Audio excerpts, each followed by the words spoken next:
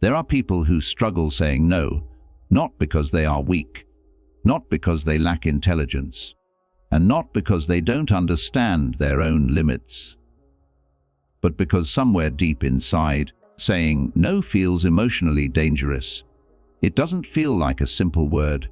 It feels like a risk of being misunderstood, a risk of disappointing someone, a risk of being seen differently, and most of all, a risk of emotional rejection.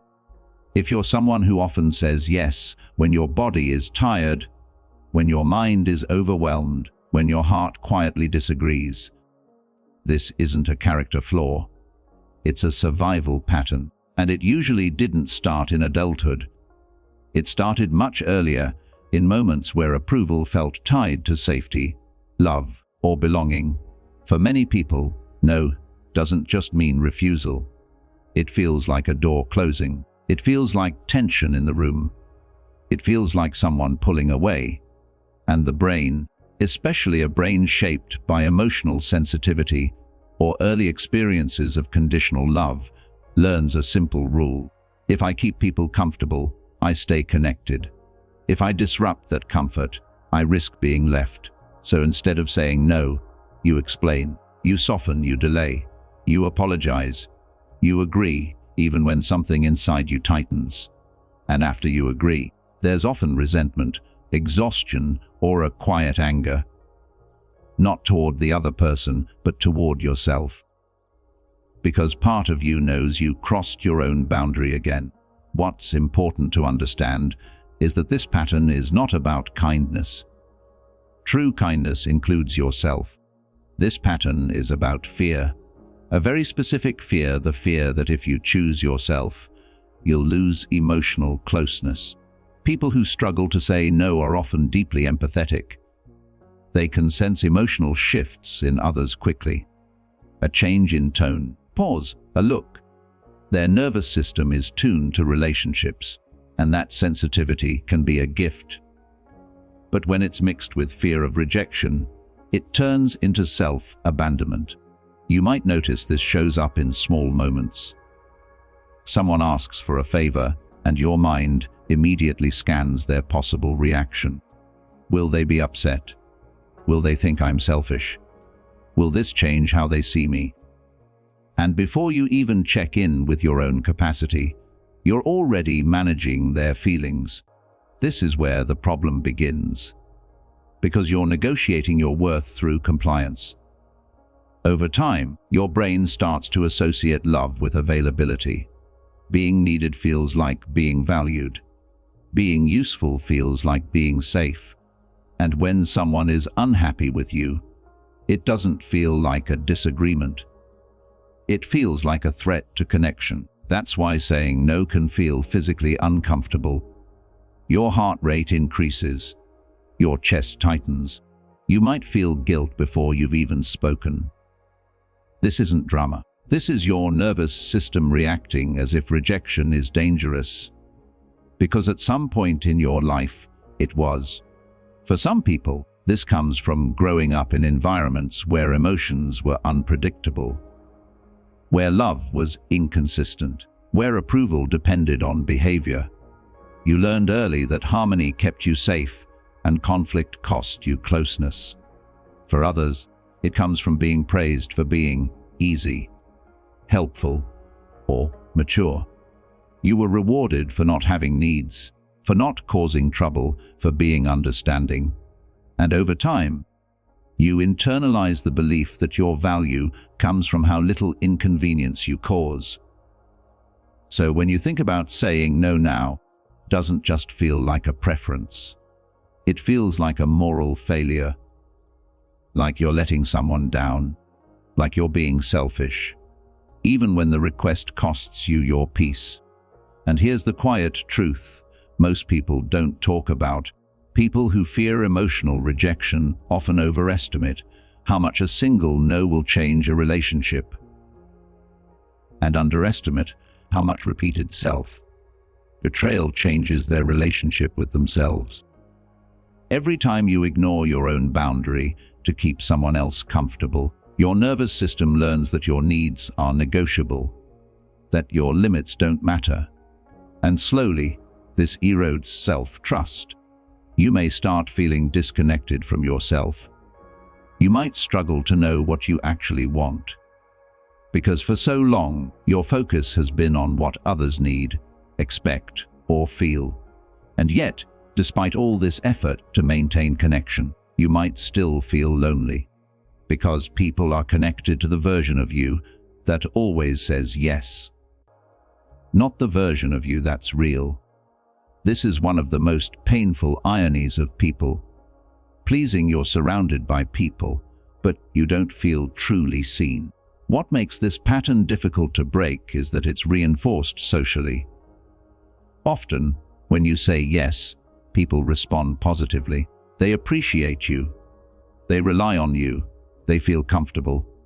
And your brain takes that as proof. See, saying yes keeps me connected. But what you don't always see immediately is the cost. The fatigue, the resentment, the internal pressure, the quiet feeling of being used, even when no one intended to use you. Because when you don't express boundaries, people can't respect them. This doesn't mean others are bad. It means they're human. Most people operate based on what is allowed. If you never say no, your yes stops being a choice and becomes an expectation. And deep down, part of you knows this. That's why there's frustration. Not just toward others, but toward yourself for not speaking up. The fear of emotional rejection often masks itself as responsibility. You might tell yourself, "They need me," or "It's not a big deal," or "I can handle it." But if you're honest, there's usually another thought underneath. If I don't do this, I might lose something. Love, approval, stability, belonging. What your brain hasn't fully learned yet is that healthy relationships don't collapse because of boundaries. In fact, they require them.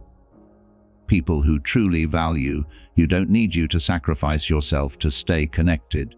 And people who only stay when you say yes are not connected to you. They're connected to your compliance. This realization can be uncomfortable because it forces you to confront a question many people avoid. Am I afraid of being disliked, or am I afraid of being alone? For many, those two fears feel the same. But here's something important: rejection isn't always loud. Sometimes it's subtle. Sometimes it's emotional distance. Sometimes it's a change in tone. Sometimes it's someone being less warm. And if you're highly sensitive to emotional shifts, that feels unbearable. So you preemptively avoid it by saying yes. The work of learning to say no is not about becoming cold or selfish. It's about teaching your nervous system that discomfort does not equal danger, that someone's disappointment does not mean abandonment, that your worth is not dependent on constant availability. And this learning doesn't happen through logic alone. You can understand all of this intellectually and still freeze when the moment comes. Because this is a body-level response, not just a mindset issue. It starts with noticing the pause before you agree, noticing the tension, noticing the automatic apology forming in your mouth. Awareness is the first interruption. Instead of immediately saying yes, you can start with space. Let me think about it. I need to check my schedule. These are not manipulations. They are nervous system supports. They give your body time to realize that nothing bad is happening yet. And in that space, you can ask yourself a simple question: if there were no consequences, what would I choose? Often, the answer is already there. You've just been trained to override it. As you practice this, guilt will show up. That doesn't mean you're doing something wrong. It means you're changing a pattern your brain thought was necessary for survival. Guilt is not a reliable compass when you're unlearning self-abandonment. You may also notice fear-based thoughts like, "They'll be upset," or "This will ruin things." But fear predicts outcomes based on old experiences, not current reality. You don't need certainty to act. You need self-respect. And here's the quiet shift that changes everything. When you start honoring your no, your yes becomes more powerful. It becomes intentional. It becomes honest, and people can feel that difference. Some relationships will adjust. Some may resist. And yes, some may fade. That's not failure, that's clarity. Because the goal is not to be liked by everyone. The goal is to be in relationships where you don't have to disappear to belong. This doesn't happen overnight. You don't go from giving to perfectly boundaried in a week. You start small. You practice saying no where the stakes feel manageable. You tolerate the discomfort. You observe that the world doesn't collapse. And slowly, your nervous system learns a new truth. I can say no and still be safe. That truth is the foundation of self-trust. And self-trust is what makes confidence real. Not loud, not performative, but quiet and grounded. As this trust builds, you may notice something surprising. People start respecting you more because you're harsher, but because you're clearer. And clarity is attractive. It signals self-awareness. You also start respecting yourself more, because every no you honor is a message to your inner self. I matter too. And when that message becomes consistent, the fear of emotional rejection loosens its grip. Not because rejection no longer hurts, it does, but because you no longer confuse rejection with worthlessness. You understand that not everyone will be comfortable with your boundaries, and that's okay. What matters is that you're no longer abandoning yourself to avoid being abandoned by others. And that's where real emotional freedom begins. As you begin to understand this pattern more deeply, another layer often reveals itself. The kind of relationships you tend to attract. People who struggle saying no frequently find themselves surrounded by emotionally demanding dynamics. Not always intentionally demanding, not always abusive, but consistently requiring more than you comfortably have to give. This happens because boundaries act like filters. When boundaries are unclear or absent, people who need a lot, emotionally, practically, or psychologically, feel safe leaning in. And because you are capable, empathetic, and responsive, you become the person others lean on. Over time, that role solidifies. You may notice that people come to you when they're overwhelmed, confused, or struggling. They confide in you. They rely on you. They expect availability. And while part of you genuinely wants to help, another part feels drained, unseen, or trapped in a role you never consciously chose. This dynamic is not random. It's shaped by attachment patterns. If you learned early that closeness required effort, vigilance, or emotional labor, you may have developed an anxious or fawn-based response to relationships. In this pattern, your nervous system stays alert to others' emotional states. You anticipate needs. You smooth tension. You prioritize connection, sometimes at the cost of self-expression. Fawning is often misunderstood. It's not about manipulation or weakness. It's a trauma-adapted strategy. It's what happens when fight or flight didn't feel safe, so your body learned to survive through appeasement. When someone is upset with you, even mildly, your system reacts as if something serious is happening. You might replay conversations, overanalyze tone, or rush to fix things, even when nothing has actually been damaged. This is why saying no can feel like initiating conflict, even when it's calm and respectful. Your body associates disagreement with emotional rupture, and because your brain's job is to keep you safe, it chooses the option that feels least threatening in the moment, saying yes. What makes this challenging is that these patterns operate beneath conscious thought. You might intellectually know that it's okay to say no, but your body doesn't feel convinced. and the body often wins. That's why changing this pattern requires compassion, not force. You're not breaking a bad habit. You're teaching your nervous system a new way to relate. One important shift is recognizing that emotional responsibility has limits. You are not responsible for regulating other people's feelings. You can be kind, respectful, and clear, without taking ownership of someone's disappointment. Discomfort is not harm. If someone feels frustrated because you said no, that emotion belongs to them. It doesn't mean you've done something wrong. It means they are experiencing a feeling, and feelings are part of being human. People who fear emotional rejection often blur this line. They feel responsible for preventing discomfort in others, and when that becomes a core rule, boundaries feel cruel, even when they are necessary. Another subtle belief often present is, if I don't give, I won't be enough. This belief quietly drives perfectionism, overfunctioning, and emotional exhaustion. You may feel that your presence alone isn't sufficient, that you have to earn your place through effort, but connection that must be earned is not secure connection.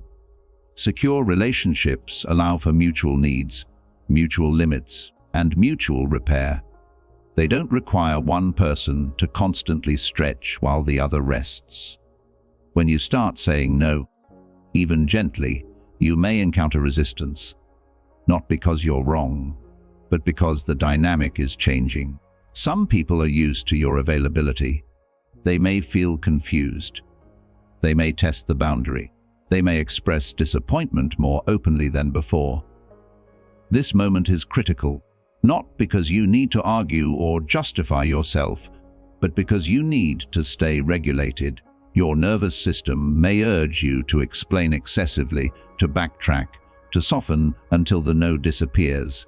But this is where growth happens. In tolerating the discomfort without collapsing into self-betrayal. You don't need the perfect words. You need consistency. A simple no, followed by silence, can feel terrifying at first, but silence is not cruelty. It's space. And in that space, you're allowing others to adjust, rather than rushing to manage their reaction. Over time, something interesting happens. People who are capable of secure connection adapt. They learn your limits. They respect your clarity, and the relationship becomes more balanced. Those who rely on your over-giving may become distant or frustrated. That loss can hurt deeply, especially if you've built much of your identity around being needed. But that grief is part of recalibration. You're not losing connection. You're losing dynamics that required self-erasure. This is where many people get stuck. They confuse loneliness with healing. The transition period can feel quiet. You may have fewer demands, fewer messages, fewer urgent requests. And instead of relief, you might feel empty. Because when you stop performing for connection, you have to meet yourself. And meeting yourself can be uncomfortable if you've spent years prioritizing others. This is why building internal safety matters. Learning to say no is not just a social skill, it's an emotional regulation skill. You begin by practicing self-validation. Instead of seeking reassurance after setting a boundary, you remind yourself why you chose it. You ground yourself in your reasons. You remind your body that you are allowed to take up space. You may also need to grieve. Grieve the version of you that thought love required sacrifice. Grieve the times you weren't met halfway. Grieve the belief that your needs were too much. Grief is not weakness, it's integration. As you integrate these experiences, your sense of identity begins to shift. You're no longer just the helper, the fixer, the dependable one. You become a whole person, with limits, preferences, and rhythms.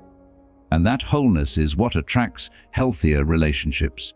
Another important realization often emerges: not everyone deserves the same level of access to you. You don't owe everyone your time, energy, or emotional availability. Boundaries are not walls, they're gates. You choose who gets close and how close. This choice is especially important for introverted or emotionally sensitive people whose energy drains faster in overstimulating or emotionally heavy environments. Saying no is not avoidance. It's regulation. Your capacity is not infinite. And honoring that doesn't make you unreliable. It makes you sustainable. As you practice this, your body will still react at times. You may still feel guilt. You may still fear rejection. But the difference is, you won't let those feelings make decisions for you. You'll recognize them as signals, not commands. And with each boundary honored, your nervous system rewires slightly. It learns that asserting yourself does not equal abandonment. That discomfort passes, that you remain whole. This is how confidence grows, not through dominance or bravado, but through self-alignment. You become someone whose words match their inner truth. And that alignment is calming to you and to others. Eventually, saying no stops feeling like a threat and starts feeling like clarity. And clarity is a form of kindness. As this pattern begins to loosen, many people notice that guilt becomes louder before it becomes quieter. This is where overthinking often takes over. You say no, or even consider saying no, and your mind starts building scenarios. Did I sound rude? Should I explain more? What if they take it personally? What if they pull away? What if this changes everything? This mental spiral is not intuition, it's conditioning. Intuition feels calm even when it's firm. Fear feels urgent, loud, and catastrophic. But when you've lived a long time trying to keep emotional peace around you, fear disguises itself as responsibility.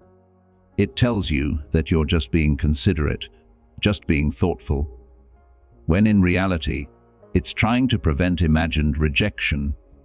People who struggle saying no often confuse emotional discomfort with danger, and because the brain prefers certainty over discomfort, it tries to resolve that feeling by undoing the boundary. You text again, you explain more, you soften your no until it almost becomes a yes. This is where self-doubt creeps in. You start questioning your right to say no at all. You think, maybe I'm overreacting. Maybe I'm being selfish. Maybe other people can handle this. Why can't I? But self-doubt thrives when you ignore context, your capacity, your energy, your history, your emotional bandwidth. These things matter. Just because someone else can say yes doesn't mean you should. Worth is not measured by endurance. A crucial shift happens when you begin separating your value from others' reactions. This doesn't mean you stop caring. It means you stop using external comfort as proof of internal correctness. Someone being disappointed does not mean you were wrong. Someone needing more does not mean you should give it. Someone pulling back does not mean you failed. It simply means two realities met and didn't fully align. When you overthink after setting a boundary, try noticing what you're actually afraid of. Often it's not the situation itself, it's the meaning you're assigning to it. You're not just afraid they'll be upset. You're afraid that upset means you're unlovable. That belief usually didn't start with the person in front of you. It started long before. This is why rebuilding self-worth is essential. Not inflated confidence, not affirmations shouted into a mirror, but grounded worth. The kind that comes from honoring your own experience consistently. Every time you listen to yourself instead of overriding yourself, you reinforce the belief, I can be trusted. And trust is the foundation of self-esteem. Without self-trust, confidence feels fake. With it, confidence feels quiet and stable. Another important distinction to make is between empathy and self-sacrifice. Empathy allows you to understand how someone feels. Self-sacrifice demands that you prioritize that understanding over your own needs. You can care without collapsing. This is especially important in relationships involving love, family, or long-term attachment. Many people stay stuck in over-giving patterns because they fear that boundaries will reduce intimacy. But real intimacy requires honesty, including honest limits. When you hide your no, you also hide your truth. And without truth, closeness becomes performative. You may notice that as you start being more honest, some people respond with vulnerability. They may express their own needs more clearly. They may negotiate. They may meet you halfway. This is healthy. Others may react with guilt, tripping, withdrawal, or pressure. This is information. Not a verdict on your character. Information about the emotional capacity of the relationship. Not everyone knows how to relate without control or compliance. That doesn't make them bad, but it does mean you need to choose how much access they get. A boundary is not a demand that others change. It's a decision about how you will respond. If someone repeatedly ignores your no, the boundary may need to become behavioral, verbal, less availability, less explanation, more distance. This isn't punishment, it's protection. Protection of your energy, your time, your emotional health. And this brings up another fear many people have. What if I become cold? But boundaries don't make you cold. They make you clear. Coldness comes from resentment, not from limits. And resentment builds when boundaries are violated, especially when you allow the violation. When you honor your no early, you prevent resentment later. You also prevent burnout, which often disguises itself as depression, irritability, emotional numbness. Many people who feel disconnected or unmotivated are not lazy or broken. They're exhausted from over-giving. Saying no is not just about relationships. It affects your habits, your goals, your self-sabotage patterns. When you can't say no to others, you often can't say no to unhealthy behaviors either. Because both require self-regulation. Learning to say no strengthens your ability to choose intentionally. How you spend your time, what you tolerate, what you invest in, and slowly you start building a life that feels less reactive and more aligned. This alignment doesn't remove fear entirely. You may still feel nervous before difficult conversations, but you'll notice that fear no longer controls the outcome. You act anyway, gently, respectfully, honestly, and each time you do, your inner world becomes more stable, less chaotic, less self-critical. You stop rehearsing conversations endlessly.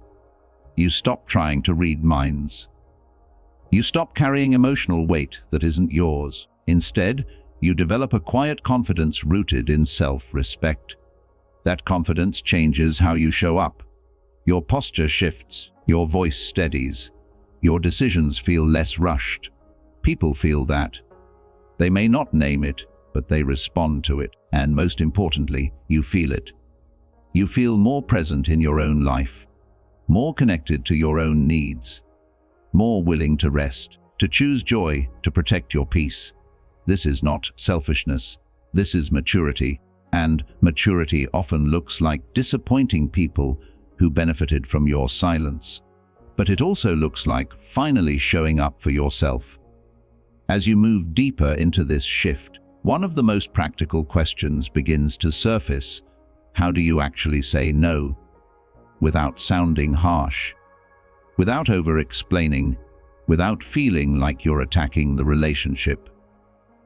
This is where many people get stuck, because they've learned two extremes. Either they stay silent and resentful, or they imagine boundaries must be cold, rigid, confrontational. But healthy boundaries live in the middle, clear, calm, and respectful. The first thing to understand is that clarity is kinder than confusion. When you soften your no too much, it becomes unclear. When it's unclear, people push. And when people push, You feel violated, even though the boundary was never fully stated. Clean no does not require a detailed explanation. Explanations invite negotiation. Negotiation invites pressure. Pressure activates fear. You can be warm without being porous. Simple language is powerful. I can't do that. That doesn't work for me. I don't have the capacity right now. These statements don't attack anyone. They describe your reality. Your tone matters more than your words. When you speak from grounded self, trust instead of guilt, people feel the difference. At first, this may feel unnatural. You might feel exposed, like you're standing without armor, but that vulnerability is not weakness. It's authenticity. When someone pushes back after you say no, notice your internal response. The urge to explain, to justify, to rescue their disappointment. This urge is old. It's familiar, and you don't have to obey it. You can repeat your boundary without escalating. This is not rudeness. This is consistency. I understand this is frustrating. I hear that you're disappointed, and I still can't commit to that. This acknowledges emotion without taking responsibility for it. Emotional manipulation often hides in urgency.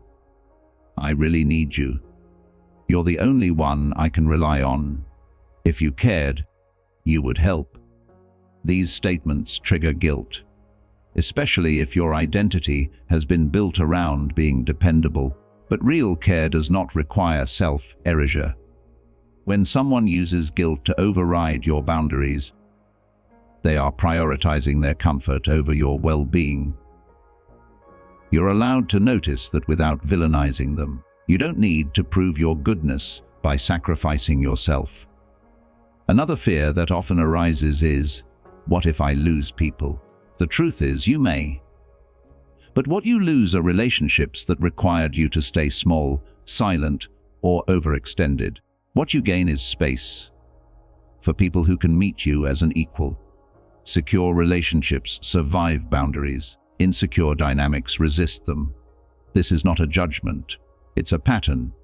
As you practice saying no, you'll notice that your nervous system starts responding differently. The initial anxiety fades faster. The guilt becomes quieter. The overthinking shortens. This is your brain learning through experience, not theory. You may also notice that you start saying yes to different things. Rest, creativity, time alone, healthier habits. When you stop over giving to others, you recover energy for yourself. This is especially important for introverted or emotionally intuitive people. Your system needs recovery. Without it, you become irritable, disconnected, or numb. Saying no protects your inner world, the place where insight, empathy, and motivation come from. And here's something rarely said out loud. When you stop over-functioning, others are forced to grow. When you no longer rescue, fix, or manage everything, people discover their own capacity. This can be uncomfortable for them and freeing. You're not responsible for preventing that discomfort. What you are responsible for is how you treat yourself. As this shift continues, you may begin to feel more present in conversations, less distracted by internal anxiety, less focused on managing impressions. You speak more slowly. You listen more honestly. You respond instead of react. And over time, your relationships change quality. They become more mutual, more grounded, less draining. This doesn't mean life becomes conflict-free. Conflict is part of connection. But conflict no longer feels like a threat to your identity. You stop equating disagreement with rejection. That's a profound shift, because once you understand that you can survive someone being unhappy with you, your world expands. You take risks. You express preferences. You choose paths that feel aligned, even if they're not universally approved. This is where self-trust transforms into self-leadership. You stop living as a response to others' needs and start living from your own values. And those values become clearer as you honor them.